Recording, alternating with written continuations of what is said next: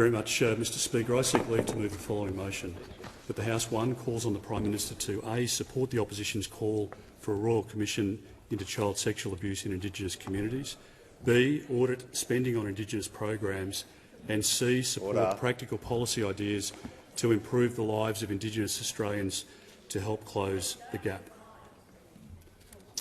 Is leave granted? Granted.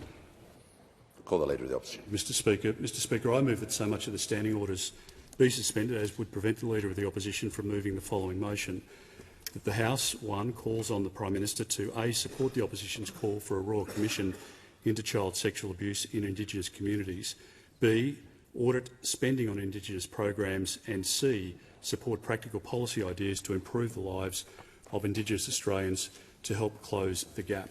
Mr Speaker, there can be no higher priority for this government or for this nation than taking care of those who are most vulnerable in our society. As a country, we've taken decisions to conduct Royal Commissions in relation to matters around the treatment of people within aged care facilities, the treatment of people with disabilities, and they have all been just and noble causes. And they've given rise to recommendations and considerations for our society as to how we might move forward with policy changes, investments of taxpayers' money to make for better outcomes for those people. And it is absolutely unbelievable that this government would reject now yet again, by not even taking this motion to discuss it before the parliament, the prospect of finding a pathway forward to helping young Indigenous kids in communities like in Alice Springs, like in Tennant Creek and elsewhere. These are the most vulnerable of children in the country. And for every person in this House, the thought of a child being sexually assaulted or exploited by any adult, by any other individual, is a complete abomination. And the depth and feeling when you speak to people in Alice Springs, as I've done with Jacinta Price, it is palpable. When you speak with people who are involved in community services, in policing, they are heartbroken. They are exhausted. And the capacity of the Northern Territory government to respond is limited.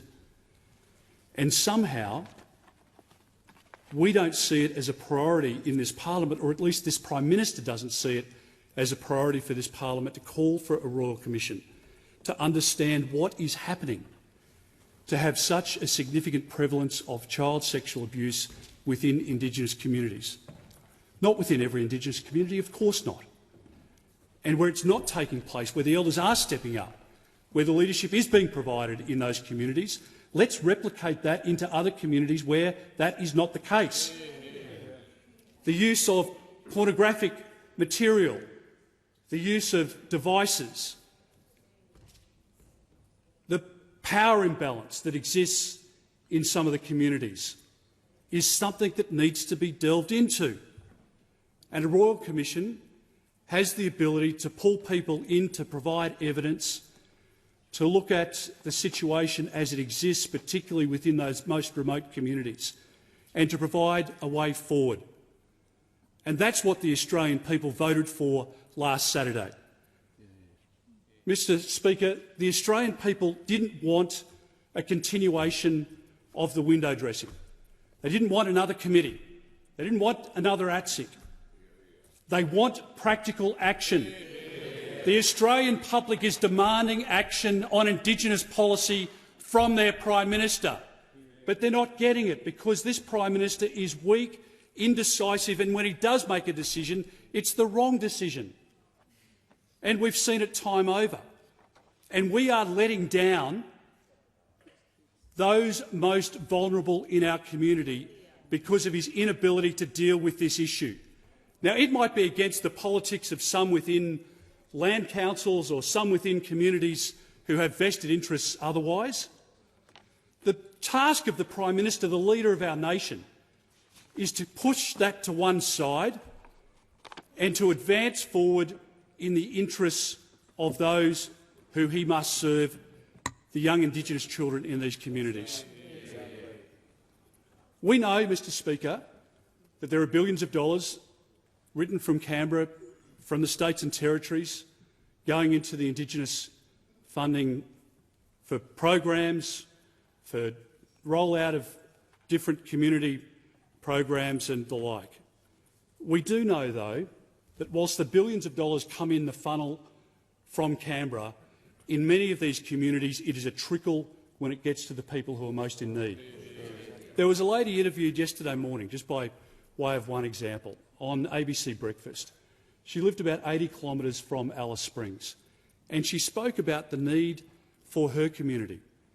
And the government wants to talk about the voice and how that layer of bureaucracy may have been the panacea, but this woman couldn't have been any clearer in her advice. They needed water, they need housing, and they needed a road upgrade between that community and Alice Springs. The member for Lingiari's nodding in furious agreement with us. Why isn't it happening?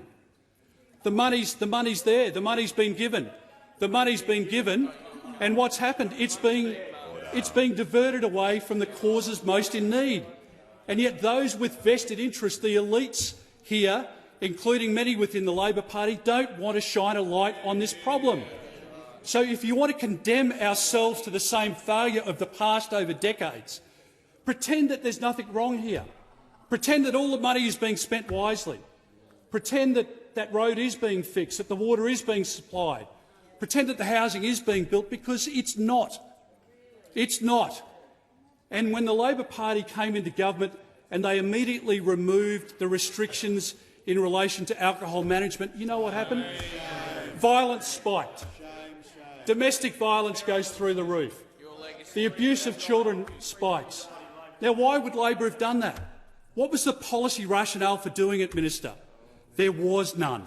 There was none. It was ideologically driven, because it pleases, as we see in a number of these issues, it pleases their inner-city seat membership of the Labor Party, because that's what the woke brigade want to hear, that everybody can do without the alcohol management. Everybody should be treated properly. The problem is, in these communities, there's a significant problem.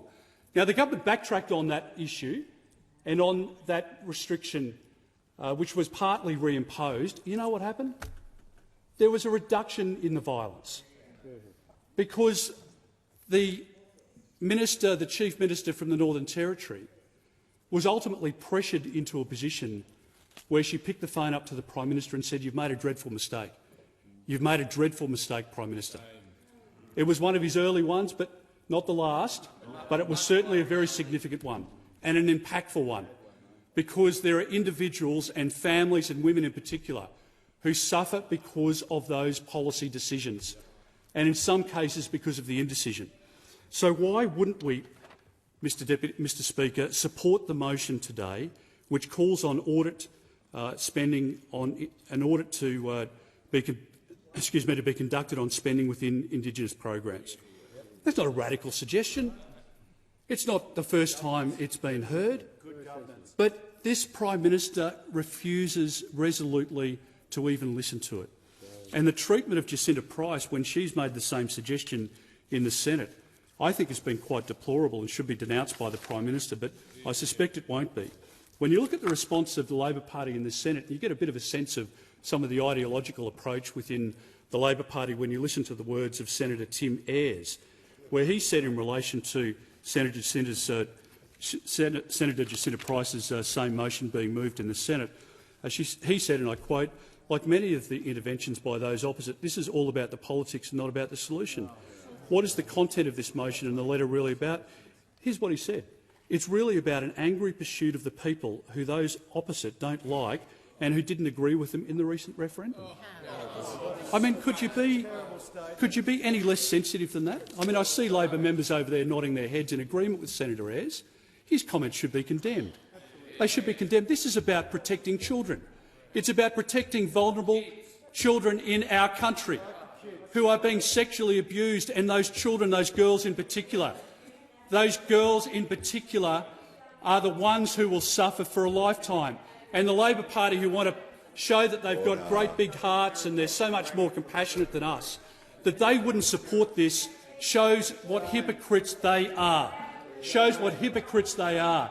These are children who will suffer lifetime mental scarring because of this physical abuse, and the police need to act on it, and the agencies in the Northern Territory need to act, and the fact is that they are being hamstrung by the authorities in the Northern Territory to the shame of the Chief Minister, and that this Prime Minister would be complicit in that ignorance and in the inability to act to save those young children is a damning indictment on this Prime Minister and on this hopeless government.